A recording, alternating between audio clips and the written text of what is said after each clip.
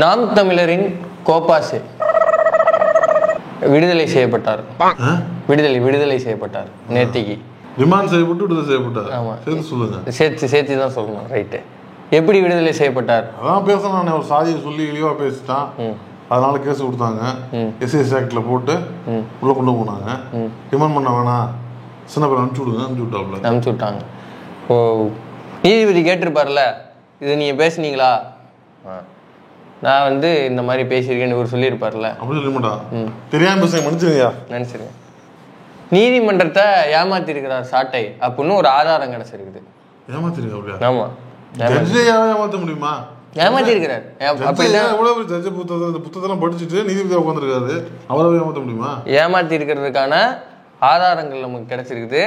அது மட்டும் இல்லாம இவ்வளவு வருஷம் மேடைகள்ல எவ்வளவோ அவதூற பேசியிருந்தாலும், குறிப்பா இப்ப ஏன் இந்த பாட்டை பாடணும், இப்ப ஏன் கலைஞர் மேல இவ்வளவு அவதூற அள்ளி தெளிக்கணும் அப்படிங்கிறதுக்குமான காரணமும் வெளில வந்திருக்கு. கண்டுபிடிச்சாச்சு. கண்டுபிடிச்சு தேதி வரையா ஆதாரத்தோட. ஆமா, போயிடலாம்.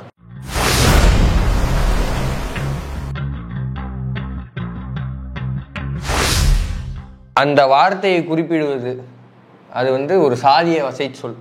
அதனால சாதிய வசை சொல்லப்பா, அது சமூகத்துல சொல்லு, சாதியை சொல்லு. சாதி அதை வசை சொல்ல பயன்படுத்துறாங்க. அதான் சொல்றேன். அது ஒரு சாதியை குறிப்பிட்ட ஒரு வசை சொல். அப்படி வச்சுக்கலாமா? இல்ல, அப்படி கிடையாது. அது வசை சொல்லாக இவர்கள் பயன்படுத்திக்கிறாங்க. சண்டாளங்களும் சாதி, அவ்வளவுதான். நாடாருங்க எப்படி ஒரு சாதியோ, தேவரங்க எப்படி சாதியோ, சண்டாளங்களும் சாதி. அது இழிவு சொல்லாக பயன்படுத்துறாங்க, அவ்வளவுதான். அது இழிவு சொல் கிடையாது.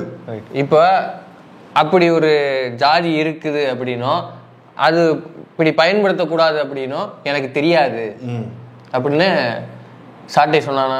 ஆமா, இந்த நைட்டு சொன்னானே, இந்த மாதிரி இது பண்ணிட்டாங்க.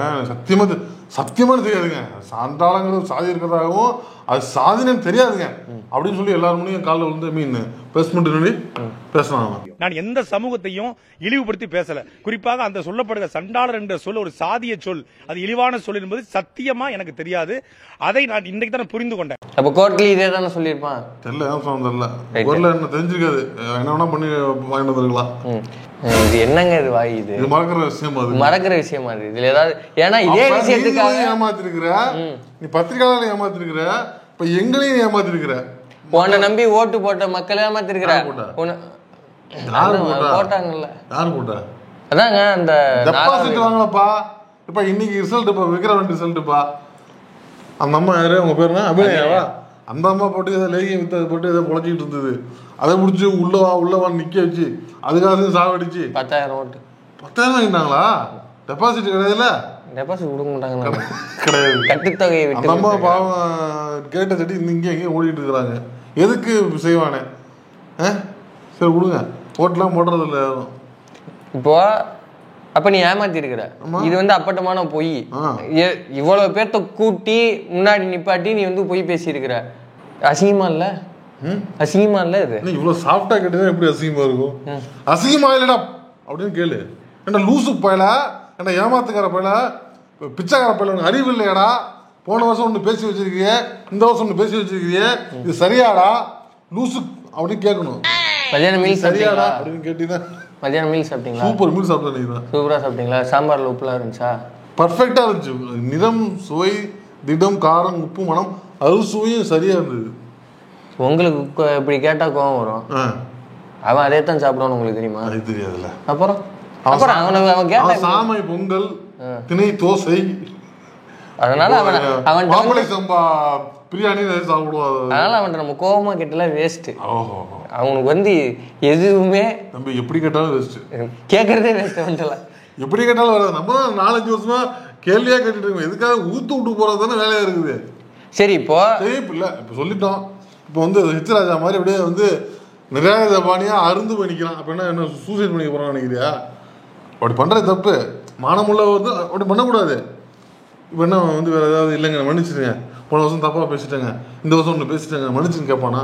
கேட்க மாட்டான். மானமுள்ள ஒரு தமிழன் கேட்பான். இவன் கேட்க மாட்டான். இவன் இங்க பாசையில சொல்லுவாங்களே, ஒரு ஆத்தாளுக்கு ஒரு அப்பனுக்கும் பிறந்திருந்தா இங்க பாசையில அப்படின்னு தான் கேட்டிருக்கலாம். தெரியல. இப்போ இவனுக்கு இப்படி ஒரு அறிவுறுக்கத்தக்க பேச்சை பேசி அது கேஸ் வாங்கி உள்ள போனதுக்கு இவனுக்கு நீட்டி முழங்கி இருக்கிறாங்க சில பெரிய ஆளுமைகள். முதல்ல வந்து எதிர்கட்சி தலைவர் எடப்பாடி பழனிசாமி. அவர் இதுக்கெல்லாம் பேசிட்டு இருக்கிறாரா? ஆமா, இதுக்கெல்லாம் நேரம் இருக்குது அவருக்கு. இதுக்கெல்லாம் தான் அவருக்கு நேரம் இருக்குது. ஜெயக்குமார் அவர்கள். அப்படியா? இப்படி போயிட்டு இருக்கா லைனு. இப்போ இன்னொரு கேள்வி, சாட்டை துரைமுருகன் இப்படி ஒரு கேவலமான வார்த்தையை பேசுறதுங்கிறது அவனோட கருத்துரிமை அப்படின்னு இவங்க நீட்டி முழங்குறாங்கன்னா, இதே சாட்டை துரைமுருகன் இன்னும் சில கருத்தெல்லாம் பேசியிருக்கிறான். கேட்போமா? என்ன கருத்து? பிளே பண்ணுங்க. அம்மா புரட்சி தலைவி, எம்ஜிஆர் புரட்சி தலைவர், புரட்சி தலைவர், புரட்சி தலைவி செஞ்ச புரட்சி என்ன? புரட்சி தலைவர் சரி, புரட்சி தலைவி சரி, செஞ்ச புரட்சி என்னடா? 2 பேர் சேர்ந்து பிள்ளை பத்தா கூட புரட்சின்னு சொல்லலாம். அது கூட செய்யல கர்மம். என்ன முளைக்காவலாம் பற்றி வச்சுருக்காங்க எப்பா? ஒரு அவங்க அம்மாவையும் மாண்புமிகு இதே புரட்சி அம்மா அவர்களையும் மாண்புமிகு புரட்சி தலைவர் டாக்டர் எம்ஜிஆர் அவர்களையும் இவ்வளவு கேவலமா பேசி வச்சிருக்கானே, இதெல்லாம் கேட்க மாட்டீங்களா நீங்க? இது உண்மையான அதிமுக ரத்தத்தின் ரத்தங்களே இல்லையா? அண்ணாவின் நாம மால்கன்னு சொல்றவங்க இல்லையா? அதிமுக கட்சியே இல்லையா? என்ன பண்ணிட்டு இருக்கிறீங்க? இது பரவாயில்ல, இவங்களோட இல்லப்பா, இதுவே தப்புதான். இது எப்படி பரவாயில்ல? என்னப்பா நீ என்ன இருந்தாலும் 2 பேரும் ஒரு தமிழ்நாட்டை ஆண்டவங்க. இப்ப நான் இன்னொரு கிளிப்பு உங்களுக்கு சொல்றேன், அதுக்கு இது பரவாயில்ல நீங்களே சொல்லுவீங்க. ஆமா, அவங்க அண்ணன் பேசுற கிளிப்ப பாருங்க. இவர்கள் திராவிடர்கள் என்று வைத்தால் ஒரு பிராமணரும் இந்த கட்சிக்குள்ள வரமாட்டார்கள் என்று 35 ஆண்டுகளாக ஒரு பிராமண பெண் இந்த கட்சிக்கு தலைவியா இருந்து செத்து போச்சு. திராவிட சுடுகாட்டுல 3 பேர் படுத்திருக்காங்க, ஒரு பொம்பளையும் படுத்திருக்கு. இது எப்படி? ஓஹோ, இப்ப சொல்லுங்க. பெரியவர் இப்படிதான் பேசுவாப்புல, பெரியவரை பத்தி நமக்கு தெரியும். இவன் ஒரு அண்ட புழுதான், ஒரு ஆகாச புழுதான், மாத்தி புரிய விட்டு இருப்பாங்க. இதுக்கெல்லாம் அதிமுக ஒன்றும் ரியாக்ட் பண்றது இல்ல. திராவிட சுடுகாடு. இப்ப இவரையே நம்ம கேட்போம். எதிர்கட்சி தலைவராக இருக்கக்கூடிய ஆளுமைன்னு அவரே கூப்பிட்டுக்கிறாரு எடப்பாடி பழனிசாமி அவர்களுக்கு ஒரு கேள்வி. என்ன கேள்வினா, உங்க கட்சியின் பேர்ல இன்னும் அண்ணா பேர் இருக்கு, மறுக்கிறதுக்கு இல்ல. உங்க கட்சி கொடியில இன்னும் அண்ணா இருக்கிறார், மறுப்பதற்கு இல்ல. தெரியல, பார்க்கணும் தெரியல. நம்ம ரொம்ப நாளாச்சுலப்பா, இல்ல இந்த மூஞ்சியதான் பார்த்துட்டு இருக்கோம். கொடியில என்னைக்கு பார்த்துட்டீங்க?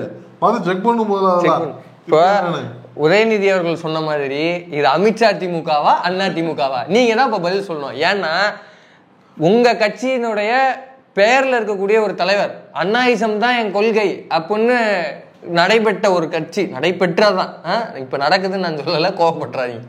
நடைபெற்ற ஒரு கட்சி அண்ணாவை புதைத்திருக்கக்கூடிய இடம் மெரினா கடற்கரை, அதை வந்து திராவிட சுடுகாடுன்னு பேசுறாரு சீமான். இது அவரோட கருத்துரிமைன்னு சொல்லுவீங்களா? அது மட்டுமா, 2 ஆம்பளைக்கு நடுவுல ஒரு பெண் படுத்து கிடக்குறான்னு சொல்றாங்க. ஜெயலலிதா அவர்கள் மீது 1000 விமர்சனம் இருக்கும் நமக்கு. அரசியல் ரீதியா, அவங்களோட கொள்கை ரீதியா, அவங்களோட ஆட்சி ரீதியா நம்மளுக்கு ஏகப்பட்ட விமர்சனம் இருக்கு. அதை நம்ம நாகரிகமான முறையில் வச்சுக்கிட்டு இருக்கோம். அதை தான் வைங்கன்னு நம்ம வலியுறுத்தவும் செய்யறோம். நம்ம யாராவது இல்லை, நம்மளை கூட விடுங்க. அதாவது அதிமுகவையும் ஜெயலலிதா அவர்களையும் கடுமையாக எதிர்த்த திமுக தொண்டர்கள், மேடை பேச்சாளர்கள் யாராவது இவ்வளவு இறங்கி பேசி பார்த்துருக்கீங்களா? இல்லை இதெல்லாம் கருத்தா? இல்லை இதை வந்து சீமானுடைய கருத்துரிமை அப்படின்னு ட்வீட் போடுவாரா எடப்பாடி பழனிசாமி? இல்லை ஜெயக்குமார் தான் ட்வீட் போடுவாரா? எது இந்த திராவிட சுடுகாடுன்னு பேசினது அவங்க 2 பேருக்கு நடுவில் அவங்க படித்த கருத்துரிமை அப்படின்னு நீங்க பேசுவீங்களா? யூடியூப் பேசாதீங்க தம்பி அப்படின்னு போடுங்க அப்படின்னு சொல்லுங்க. ஏன்னா இது அவருடைய கருத்துரிமை. ஒரு கருத்துரிமையை பேசின ஒரு கட்சிக்காரரை போய் நசுக்கிறீங்களா அப்படிங்கிற ஒரு கட்சியோடைய தலைமை ஒருங்கிணைப்பாளர் இதை தான் பேசியிருக்காரு. இது அவரோட கருத்துரிமை நீங்க பேசுவீங்களா? உங்க தலைவர் அவதூறு பேசியிருக்கிறாங்க. எம்ஜிஆர் அவர்களுக்கும் நமக்கு 1000 விமர்சனம் இருக்கும். அவருடைய ஆட்சியை பற்றி நமக்கு 1000 விமர்சனம் இருக்கும். அவரும் ஜெயலலிதாவும் செஞ்ச புரட்சி என்ன? 2 பேரும் பிள்ளை பத்துக்கிட்டாங்கன்னா கூட அதை புரட்சின்னு சொல்லணும்னு எவ்வளவு கொச்சையா பேசுறாங்க. இப்ப இதை வந்து சாட்டை துரைமுருகனோட கருத்து சொந்தம் நீங்க சொல்லுவீங்களா? இதுக்கும் கோவப்பட்டு இதுவும் தப்புன்னு பேசுறது நம்ம தான். ஓகேவா? ஒரு கட்சியினோட தலைவர் 2 பேர் இறந்துட்டாங்க, அவங்களை விமர்சனம் வைக்கிறதுனா அவங்களோட கொள்கையில விமர்சனம் வை. இதெல்லாம் வந்து ஒரு கருத்தா? இதுக்கு நம்ம எதிர்ப்பு தெரிவிச்சுட்டு இருக்கோம். இதுக்கு ஜெயக்குமாரோட கருத்து என்ன சொல்லுவார் அவரு? இந்த விஷயத்துக்கு எடப்பாடி பழனிசாமி அவரோட கருத்து என்ன? எத்தனை வருஷமாங்க? எத்தனை வருஷம்? சாவர வரைக்கும் இப்படியே லேர்னிங் பண்ணிட்டே இருப்பீங்களா? இதெல்லாம் கருத்துரிமை தினமும் கற்றுக்கொள்கிறான்னு சொல்லுவாங்கல்ல, எடப்பாடி பார்த்தா சொல்லியிருக்காங்க. தினமும் இன்னும் எவ்வளவு காலத்துக்குன்னு தெரியல.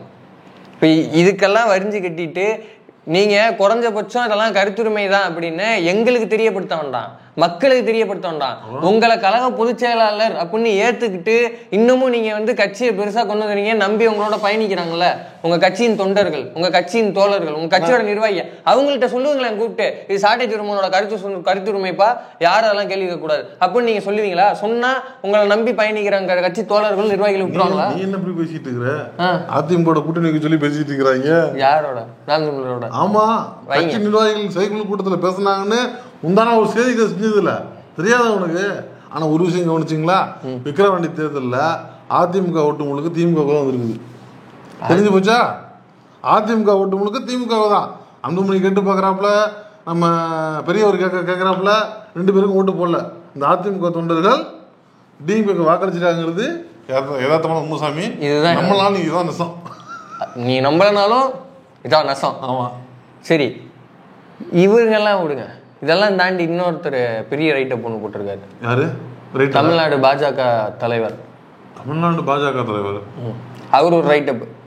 இது வந்து சட்ட ஒழுங்கை கூட பாதுகாக்க முடியாத திமுக அரசு சாட்டை துரைமுருகனை கைது செய்து விட்டது அப்படின்னு. 2 பேரும் அங்காளி பங்காளி தானே. சூர்யா, திருச்சி சூர்யா வந்து ரொட்டி போன்ல பேசினா தெரியுமா, எங்க தலைவர் மட்டும் ஏன் எங்க தலைவர் மட்டும் இப்படி அடிக்கிறீங்க, அவரை மட்டும் விட்டுருங்க அப்படின்னு திருச்சி சூர்யா பேசுறோம். சரி சரி பார்த்துக்கலாம் விடுங்க, அடுத்த வாட்டி பார்த்துக்கலாம், அடுத்த வாட்டி பார்த்து செஞ்சுக்கலாம் விடுங்க. இப்போ அண்ணன் கூட சொல்லியிருக்காரு, நீ அவங்க அடிக்க வேணாம், அண்ணா நமக்கு எதிரி அவங்களடா, அதலடா நமக்கு எதிரி திமுக தான். அதை சொல்லும் போது திமுக பாஜகன்னு சொன்னா வாய் கோணிக்குமா? சரி சொல்றதான் சொல்ற. சரி திமுக எதிரி, பாஜக மாநாடு எதிரி, அதையும் சேர்த்து ஒரு டெம்ப்ளேட். திமுக நமக்கு பொது எதிரி, பாஜக நமக்கு மாநிலத்தின் எதிரி, திமுக வந்து இன துரோகி. சொல்லு, இப்போ மாநில குலத்தின் எதிரி, அவங்களை எதிர்த்துதான் எங்களோட பெரிய அரசியலே அப்படின்னு சொல்லக்கூடிய மாநில தலைவர் உனக்கு சப்போர்ட் பண்ணி ட்வீட் போடுறாரு. இது ரொம்ப சிம்பிள். அது எதுக்காக பேசினாங்கிறத இப்ப நான் சொல்றேன். சமீபத்தில் தோழர் ஆம்சாங் வந்து படுகொலை செய்யப்பட்டாரா? ஆமா. படுகொலை செய்யப்பட்டதை தொடர்ந்து இவங்க என்ன பேசிக்கிட்டு இருந்தாங்க, திமுகவுடைய சட்ட ஒழுங்கு பிரச்சனை, திமுக வந்து தலித் தலைவர்களுக்கு பாதுகாப்பு கொடுக்கல, திமுக வந்து தலித் மக்கள் விரோதி இப்படின்னு பேசிட்டே இருந்தாங்களா? இது மக்கள் மத்தியில பெருசா எடுபட்டுதா? இல்ல. ஏன் அப்படின்னா, அந்த கொலை எதுக்காக நடத்தப்பட்டது, அரசு செய்யப்பட்டவங்க என்ன ஸ்டேட்மெண்ட் கொடுத்தாங்க, அது வந்து சில பழிவாங்கல் இருக்கு. அதையும் தாண்டி ஆருத்ரா அப்படிங்கிற பேரு பயங்கரமா அடிபட்டது. சரி, ஆருத்ரா கேஸ் எப்படி நமக்கு எல்லாத்துக்கும் தெரியும். ஆருத்ரா வந்து பொதுமக்கள், அது அந்த கேஸ் என்ன மிகப்பெரிய கேஸ் ஆச்சு. 5000 கோடி ஊழல், பொதுமக்களோட பாக்கெட்ல இருந்து பணத்தை திருடி அதனால பாதிக்கப்பட்ட 50 பொதுமக்கள் வந்து அநியாயமா இறந்து போறாங்க மீன்ஸ் வந்து சூசைட் பண்ணிக்கிறாங்க. அதை தொடர்ந்து அது வழக்காகுது. அந்த ஆருத்ரா வழக்குல முக்கிய புள்ளி யாரு? ஹரிஷ் வந்து எங்க இருந்தாரு? அதுக்கப்புறம் ஹரிஷ் ஒரு முக்கிய புள்ளி. அதுல ஹரிஷ் எங்க இருந்தாரு? பாஜக மாநில நிர்வாகி. அது போட்டோ பார்த்தேன். பாஜக அண்ணாமலை கட்டி பிடிச்சிட்டு மாநில நிர்வாகி இப்படி இருந்தாரு. ஆளு ஜிம்பாடி உள்ளாரு. அமர் பிரசாத் ரெட்டி கூட நடந்து வந்துட்டு இருப்பாரு இல்லையா? இப்போ ஒரு சின்ன கேள்வி சொல்லுங்க. இப்போ ஒரு கட்சியில ஒரு நிர்வாகிய ஒரு ஆளை சேர்க்கறாங்க அப்படின்னா எப்படி சேர்ப்பாங்க? உறுப்பினர் அட்டை ஃபில் பண்ணி கொடுத்து ஆதார் அட்டை வாங்கி ஃபில் பண்ணி கொடுப்பாங்க. இதுவே ஒரு மாவட்ட அளவுல நிர்வாகி, மாநில அளவு நிர்வாகி, மாவட்ட அளவு மாநில அளவுனா கட்சிக்கு சென்னை ஆபீஸ் வந்துடணும். ஆள் எப்படி இன்டர்வியூ பண்ணி வச்சு சுத்தி முத்தி விசாரிப்பாங்க. என்ன பண்ண போடலாமா, எதுக்காக திடீர்னு இங்க வரான், எதுக்கு மக்கள் மத்தியில் எப்படி பேர் எடுத்துக்கிறான், என்ன வேலை செஞ்சிருக்கிறான், அவனை பத்தின ஃபுல் ரிப்போர்ட் மேல போகும். அப்பதான் போடலாமா வேணாமான்னு பார்த்து அப்படிலாம் தெரியும் இல்லையா? அப்போ இவரை வந்து மாநில நிர்வாகியா ஆக்கியிருக்கீங்க. எப்ப ஆக்கியிருக்கீங்க? ஆருத்ரா அப்படிங்கிற ஒரு நிறுவனம் பெரிய மோசடியில பெரிய முறைகேடுல ஈடுபட்டு இருக்குது, அதனால மக்கள் உயர்ந்திருக்கிறாங்க அப்படின்ற விஷயமெல்லாம் வெளி உலகத்துக்கு வந்ததுக்கு பின்னாடிதான் அவரை வந்து உள்ள சேர்க்கிறீங்க. அது மட்டும் இல்ல, சேர்த்த உடனே மாநில நிர்வாகி தான். சேர்த்தாதான் கிளை போஸ்ட், மாவட்ட போஸ்ட், ஒன்றிய போஸ்ட்லாம் இல்ல, ஸ்ட்ரைட்டா மாநில நிர்வாகி. அடிச்சாம்பர் அப்பாயின்மெண்ட். ஆமா, இந்த மாதிரி போஸ்டிங் உலகத்துல எந்த கட்சியும் வாங்க முடியாது. இதை கேள்வி கேட்காத தொண்டர்களும் பிஜேபியில தான் இருப்பாங்க. என்னங்க நீங்க போட்ட கொண்டாந்து இப்படி நிப்பாட்டிட்டீங்கன்னு அந்த கேள்வி கேட்கிற துப்பு பிஜேபியில கிடையாது. எது செஞ்சாலும் ஆமாஜாவை போட்டு நிக்கிறது கட்சியே கிடையாது. அண்ணன் டாக் என்னைக்குமே உண்மையடா, பதிலாம் வரக்கூடாது. அந்த மாதிரிதான். இப்போ ரொம்ப சிம்பிள். ஹரிஷ் எப்படி கட்சியில சேர்ந்திருப்பாப்ல? மிஸ்டு கால் கொடுத்து சேர்ந்தாரா? இந்த மிஸ்டு கால் ஒண்ணு வச்சிருந்தாங்கல்ல, இல்ல இந்த நம்ம போனோம்னா அங்கங்க வந்து இந்த மாதிரி சமயத்துல ஒரு டேபிள் மாதிரி போட்டு ஒரு கேம்ப் ஆர்கனைஸ் பண்ணிருப்பாங்க. அதுவும் மிஸ்டு கால் தான். ஆனா ஃபார்ம் ஃபில் பண்ணி சேர்ந்தாரா? இல்லையே. அவர் வந்து மாநில நிர்வாகி. அவர் ஏதோ சில பல கோடிகளை கொடுத்து உள்ள சேர்ந்ததாக பல நியூஸ் நக்கீரன் கூட நான் படிச்சேன். சில பல கோடிகளை வந்து கொடுத்து தான் போஸ்டிங் வாங்கினாங்க. நக்கீரன் தாமோதர் பிரகாஷ் அவர்களும் ரெட்டி தான், அமர் பிரசாத் ரெட்டி தான் கேள்விப்பட்டேன். அதுல பல பேருக்கு கட்டிங் போயிருக்குது. கேசவ நாயகம் உட்பட பல பேர்த்தோட பேர் அடிபட்டுது அதுல இல்லையா? அதை தொடர்ந்து நக்கீரன் தாமோதரன் பிரகாஷ் உட்பட நிறைய பத்திரிகையாளர்கள் அதை தொடர்ந்து பேசிட்டே தான் வராங்க. அது உண்மையா பொய்யாங்கிறத அண்ணாமலை தெளிவுபடுத்திட்டோம். இப்ப அவர்கிட்ட மைக்க போட்டு கேட்டோம்னா அவர் என்ன சொல்றாரு? அவர் என்ன சொல்லுவாப்புல, கட்சி நிர்வாகி மேல அப்படி ஒரு குற்றச்சாட்டு இருந்துச்சுன்னா நீங்க ஆக்ஷன் எடுங்க அப்படின்றாரு. ரொம்ப சிம்பிளான கேள்வி. அவர் மிஸ்டு கால் கொடுத்து சேரல. அவர் இந்த மாதிரி செலக்ஷன் கேம்ப்ல அவர் வந்து ரெஜிஸ்டர் பண்ணி சேரல. அவர் மாநில நிர்வாகி. எப்படி ஒரு 3 ஸ்டார் ஹோட்டல்ல 5 ஸ்டார்ல வந்து சேர்ந்திருப்பீங்க? உங்களுக்கு தெரியாம அவர் சேர்ந்திருக்கிறதுக்கு வாய்ப்பு கிடையாது. அப்ப இவ்வளவு தலைவரே இல்ல. இவ்வளவு முறைகேடுகள் நடந்ததுக்கு அப்புறமா ஒருத்தர் உள்ள சேர்க்கிற அப்படின்னா அப்ப என்ன காரணம்? பணம். அப்ப அது அந்த சந்தேகம் ஆபீஸா வருது இல்ல? அப்ப அதை நீங்க தெளிவுபடுத்தணும் இல்லையா? கட்சி விட்டு நீங்க வந்து உரிய நடவடிக்கை அப்ப எடுத்திருக்கணும். முதல்ல சேர்த்திருக்கவே கூடாது. அப்புறம் நடவடிக்கை எடுக்கிறதெல்லாம் அப்புறம் பேசிக்குவோம். இப்படியான ஒரு ஆளு ரொம்ப சிம்பிளுங்க. இப்ப இதெல்லாம் கூட விடுங்க. பிரதமர், ஒரு நாட்டுடைய பிரதமர், அவர் பிடிக்குதோ பிடிக்கலையோ, உங்களுக்கு அவர் தான் பிரதமர், எனக்கு அவர் தான் பிரதமர் இல்லையா? அவர் வந்து தமிழ்நாட்டுக்கு வர்றாரு. அது ஏன் உங்களுக்கு தெரியாதா? அவரு தமிழ்நாட்டுக்கு வர்றாரு. வரவேற்புறதுக்கு ஒரு குழு வச்சிருக்காங்க வரவேற்கிறதுக்கு. அந்த குழுவுல ஹரிஷ் இடம் பெறாரு. இப்போ ஒரு நாட்டுடைய பிரதமரை ஒரு மீட் பண்ண போறாரு அப்படின்னா அந்த குழுவுல இவங்க எல்லாம் இருக்கணும், இல்ல ரிசீவ் பண்றதுக்கு இருக்கணும். போட்டோ எடுக்க 10 லட்சம், சால்வ போடுறது 5 லட்சம், கை கொடுக்கறதுக்கு 2 லட்சம், புரியுதா? போய் நிக்க வச்சா 1 லட்சம். அவங்க இது வரையும் அவனோட ட்ராக் வரையும் அமௌண்ட் இருக்குது. எல்லாம் ஒரு பிரைஸ் லிஸ்ட் எல்லாம் சும்மா கிடையாது. பேருக்கு தான் லிஸ்ட், பூரா பணம் கட்டி தான் உள்ள போகலாம். சரி, அவர் வந்து ஒரு நாட்டுடைய பிரதமர், ஒரு அக்யூஸ்ட் ஒரு 10 லட்ச ரூபா கொடுக்குறாருங்கிறதுக்காக கூட்டு 10 லட்ச ரூபா வாங்கிட்டு கூட்டு போய் பக்கத்துல நிப்பாட்டி வச்சு எடுத்துருவீங்களா? இருக்கிறானு. அப்ப அந்த பிரதமர் அப்படிங்கிற ஒரு பதவியோட மதிப்பு என்ன? அவர் தேர்ந்தெடுக்கிறாங்களே அந்த மக்களோட என்ன மதிப்பு, அவரோட பாதுகாப்பு என்ன? நாளைக்கு இந்த போட்டோ வச்சுட்டு பல விஷயங்களை வந்து மிரட்டலாமே, பல சட்டவிரோத நடவடிக்கையில ஈடுபடலாமே, அதுக்கெல்லாம் யாரு பொறுப்பு? அது அவர் பொறுப்பேற்றுக்க போறாரா? கிடையாது. அப்படி இருக்கிறப்போ இவ்வளவு நீட்டா கையெழுத்து காரணம் எனக்கு தெரியாது. அவருக்கு சொந்த கட்சியில இருக்கிற மாவட்ட தலைவரே தெரியலன்னு சொன்னவர் இப்ப இதெல்லாம் தெரியலன்னு ஈஸியா சொல்லிடுவாரு. இப்ப இப்படி ஆருத்ராங்கிற மேட்ரு எங்க டச் பண்ணாலும் சுத்தி பாஜக டீம் அண்ணாமலை கிட்ட தான் போய் நிக்குது. அப்படி இருக்கிறப்போ தோழர் ஆம்ஸ்ட்ராங்கோட படுகொலையில ஆருத்ரா பேரு ரொம்ப அடிபட ஆரம்பிச்சிருச்சு. கிட்டத்தட்ட அந்த விஷயத்த நெருங்க இவங்க கிட்ட வந்துருச்சு. இப்ப இதை எப்படி தப்பிக்கலாம் அப்படின்னா, பாஜகவுக்கு எப்பவுமே ஒரு பிரச்சனை அப்படின்னா, இந்த வின்னர் படத்துல வடிவேலு ஒருவர் தெரியுமா, இதோ வந்துட்டு அப்படின்னு வரக்கூடிய ஒரு பீஸ் எது? நாம் தமிழர் தான். ரொம்ப இத்தனை வருஷமா பேசிட்டு இந்த நடிப்பு தான். அது எப்பயுமே அப்படி தம்பி. இந்த கௌசிக் குறுக்க வந்தா தம்பி காலங்காலமா 98-99 வருஷமா இதே வேலையை தான் பார்த்துட்டு இருக்காங்க. மாப்போசி காலத்துல இருந்து இதுதான் அதேதான். இப்ப அதே வேலைதான் இது. இதே சம்பவம் 1990 ஒரு முறை நடந்திருக்கு அப்படின்ற மாதிரி இதே சம்பவத்துக்கு முன்னாடி ஒரு தடவை நடந்திருக்கு. எப்ப கேக்குறீங்களா? மணிப்பூர்னு ஒரு மாநிலம் இப்ப வரைக்கும் பத்தி எரிஞ்சிட்டு தான் இருக்குது.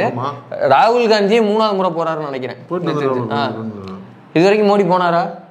அந்த பக்கம் எட்டி பார்த்தாரா? விசா கிடைக்கலப்பா. நீ வேற மணிப்பூருக்கு விசா கிடைக்கல. சும்மா சாதாரண கிடையாது. பரவாயில்லையே, ஒரு துண்டை ஒண்ணு போட்டு ஒரு அக்கௌண்ட் ஆரம்பிச்சீங்கன்னா 2 ரூபா தேத்தலாம் போல் இருக்கேன். சும்மா சாதாரண கிடையாதுப்பா.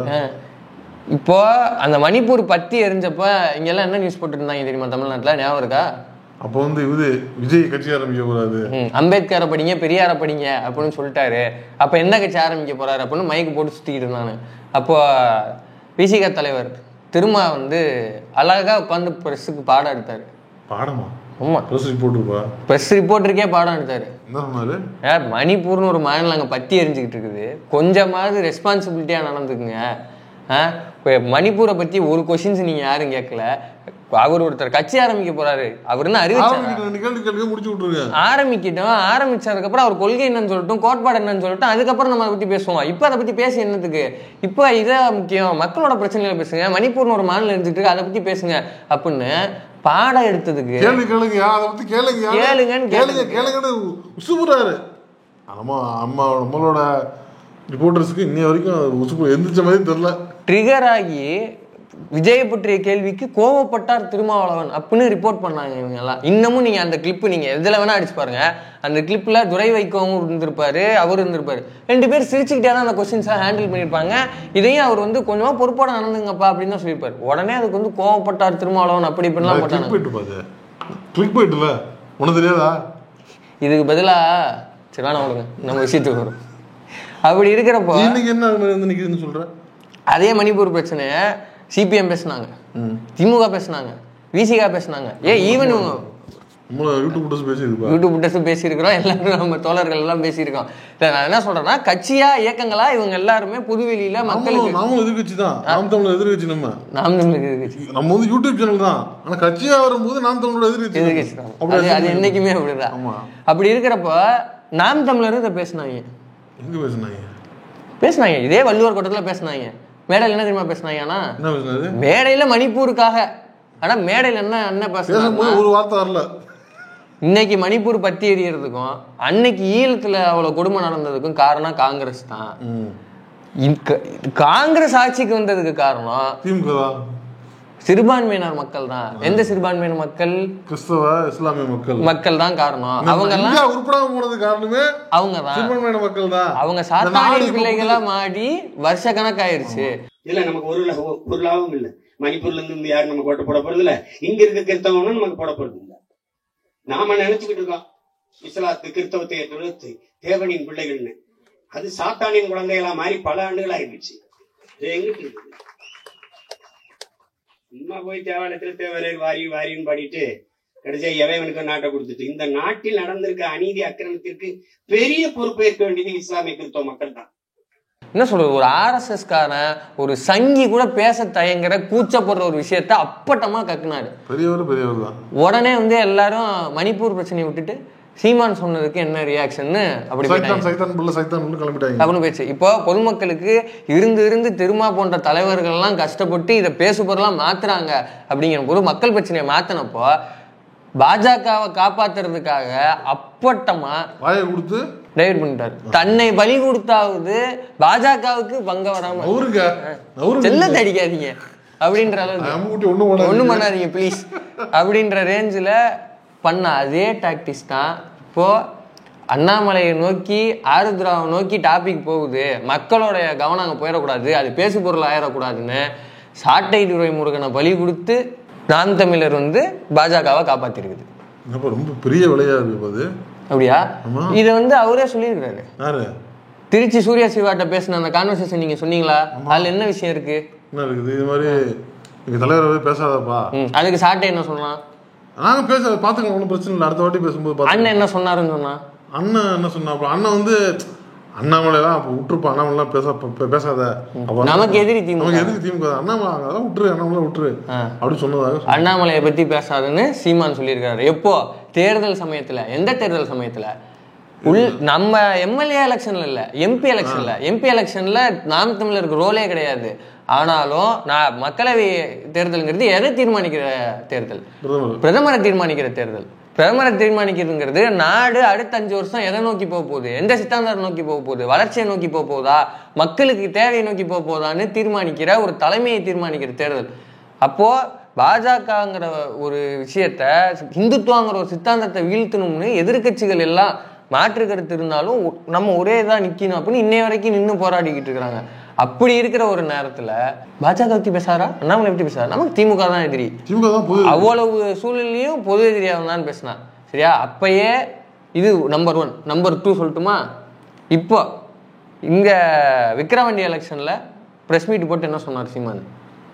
ஐயாக்கு எங்களுக்கும் எந்த பிரச்சனையும் இல்ல, பாமகக்கு எதிராக எங்களை நிப்பாட்டாதீங்க. ஓட்டு எங்களுக்கு எங்க ஐயாவுக்கும் கிடையாது, எங்களுக்கு திமுகவும் தான். திராவிடமா தமிழ் தேசியமாங்கிறதான். நீங்க ஏன் எங்களுக்கு எங்க ஐயாவுக்கும் இதெல்லாம் பேசாதீங்க, அதை பத்தி பேசவே நான் தயாரா இல்லை. எங்களுக்கும் எங்க ஐயாவுக்கும் போட்டி கிடையாது, அது வேற. நாங்க எதிரியா கருதுறது திமுக தான். அவங்க எங்களுக்கு எதிரி இல்லை. அப்புறம் ஏன் நிப்பாட்டின? அது பாமக ஆதரவு சொல்லிட்டு போனோம்ல. பாமக யாரு கூட கூட்டணி இருக்குது தமிழ்நாட்டுல? பிஜேபி கூட. அப்ப பாமக எங்களுக்கு எதிரி இல்லைன்னா பாஜக எதிரி இல்லைன்னு தானே அர்த்தம். ஆமா. இப்போ நடக்கிறது எம்எல்ஏ எலெக்ஷனு. நம்ம எம்எல்ஏ எலெக்ஷனில் நீ எம்பி எலெக்ஷனில் உனக்கு ரோல் கிடையாதுப்பா, ஆனாலும் நீ அவனுக்கு தான் வரிஞ்சு கட்டிட்டு ஆதரவு கொடுத்த. அதுவே ரொம்ப கேவலமான விஷயம். ரோல் கிடையாதுங்கிறது வந்து எலக்டோரலில் தான். மற்றபடி சித்தாந்தமாக நீ வந்து மாண்ட எதிரினா அவனை எதிர்த்துருக்கணும். சித்தாந்தமா அப்படி ஒன்றும் இல்லை. சித்தாந்தம் சித்த பண்ணிட்டு அதெல்லாம் அந்த பெரியவருக்கு தெரியாது. அவருக்கு டெய்லி ஒரு சித்தாந்தம், நொடிக்கு ஒரு சித்தப்பா இருக்கு. அப்போ அதுலயே அவனோட ஸ்டாண்டு தெளிவா தெரிஞ்சு போச்சு. சரி, இவ்வளவு நாள் மூச்சரைக்க போராடுறது இந்த எம்எல்ஏ இல்லை, அதுலயும் பாமக எங்களுக்கு எதிரி இல்லை அப்படின்னா என்ன அர்த்தம்? பாஜக எங்களுக்கு எதிரி இல்லைன்னு அர்த்தம். அதுலயும் தெரிஞ்சு போச்சா? இப்போ கிளியர் ஆயிடுச்சு, பாஜகவும் நாம் தமிழரும் ஒரே பிரிவு தான் அப்படின்னு. இது சொல்றதுக்கு நேரமா இன்னொரு மேட்டர் இருக்குது. என்னது? அவன் கட்சியில ஹிம்லர்னு ஒரு பீஸ் இருக்குல்ல, அம்மா ஒரு எலிக்குஞ்சு ஒன்று இருக்கும். அது என்ன சொல்லுச்சு? பாமகவும் பாஜகவும் நமக்கு எதிரிகள் அல்ல அல்ல, பாஜகவும் பாமகவும் எங்களுக்கு எதிரிகள் அல்ல சொன்னாங்களா? இப்படி அப்பட்டமா அவங்களே பல இடத்துல உண்மையில சொல்லிட்டாங்க. பல ப்ரூஃப் இருக்கு நம்ம கிட்ட. ஆக மொத்தத்துல இவங்க இவ்வளவு தூரம் கிண்டி கிண்டி கிண்டி கிண்டி மறைச்சது எல்லாமே எது அப்படின்னா, அடிக்காதீங்க, இவ்வளவுதான் அவங்க ட்ரை பண்றாங்க. இதுக்காக கலைஞர் அவதூறு. ஏன்னா இப்போ ஒன்றும் இல்லை, இந்த பாட்டு யூடியூப்ல இருக்குது. சீமானோட இன்னைக்கு வரைக்கும் சீமான் என்ன போட்டு கொடுக்குறாரு?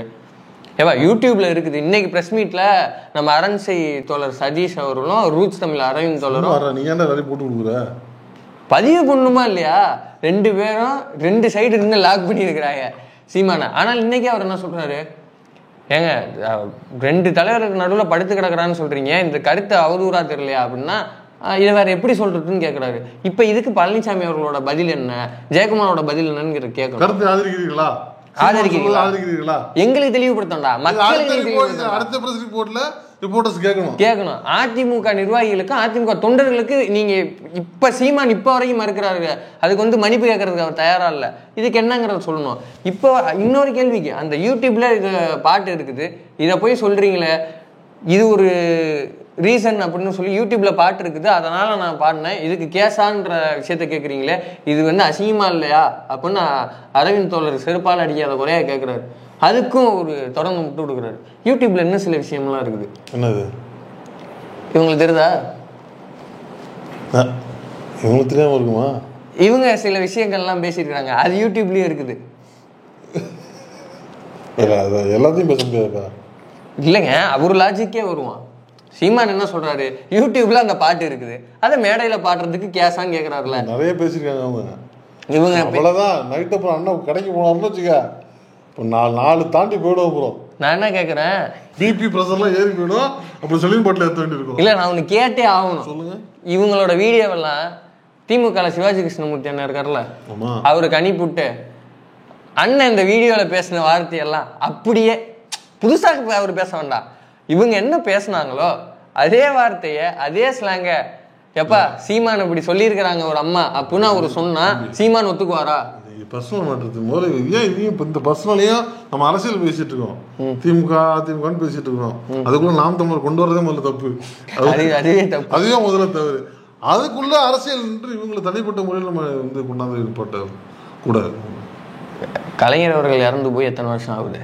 கலைஞர் அவர்களோட அரசியல் விமர்சனம்னா அவருடைய கருத்துக்கு விமர்சனம் வச்சிருக்கலாம். அந்த பாட்டில் அப்படியே இருக்குது விமர்சனம் இல்ல. அது அதுக்கு நான் இன்னொன்னு கேட்குறேன், அது உனக்கு தான் அர்த்தம் தெரிஞ்சு போச்சு. அர்த்தம் தெரியாத வரைக்கும் நீ நடிக்கலாம். மன்னிப்பு கேட்டிருக்க, நீ இந்த வார்த்தையை பயன்படுத்தி மன்னிப்பு கேட்டிருக்கலாம். அதையும் தாண்டி நீ பாடனா எவ்வளவு கொழுப்பு இருக்கணும் உனக்கு. அப்ப அதான் சொல்றேன், இவன் தெரிஞ்சுதான் பண்றான். நம்ம என்ன கேட்கிறோம், சிவாஜி கிருஷ்ணமூர்த்தி அண்ணன் நான் எங்க வாடப்படம் தெரிஞ்சேதான் பண்றாங்கன்னு. சிவாஜி கிருஷ்ணமூர்த்தி அண்ணன் இந்த வீடியோ பார்த்தாருன்னா அவருக்கு ஒரு ரெக்வஸ்ட், இந்த வீடியோலாம் நீங்க பாக்கலன்னா தேடி கூட பாருங்க. இல்ல பாருங்கன்னு சொல்றது மேடையில பேசுங்கன்னு நான் சொல்ல வரல, பாருங்க, மேபி பாக்கலன்னா பாருங்கன்னு சொல்றேன். இப்படி ஒரு விஷயங்கள் இருக்குங்கிறத நீங்க பாருங்கன்னு தான் சொல்றேன், வேற ஒண்ணு நம்ம சொல்றோம். நம்ம எதையும் யூடியூப் எதையும் தனி மனித தாக்குதலை ஆதரிப்பதோ அதை வலியுறுத்துவதோ கிடையாது. நான் ஜஸ்ட் சும்மா அவருக்கு ஒரு சஜஷனா சொல்றேன் நான். அப்போ இதெல்லாம் பேசினா ஏத்துக்குவாரா? முடியாது இல்ல. அப்போ அந்த வார்த்தைக்கு உனக்கு அர்த்தமும் தெரியும், தெரிஞ்சே நீ பண்றனா? இப்ப புரியுதா? அவருக்கு தெரியாமலாம் கிடையாது, தெரிஞ்சேதான் நான் பண்றாங்க. பண்றதுக்கான காரணம் மூச்சத்தை காப்பாற்றுறதுதான். நீ அவ்வளவுதான். திரும்பியும் சொல்றோம், பல வருடங்களா யூடியூப் விட்டு வலியுறுத்தி வர்றான். LHS = RHS, RSS = NTK.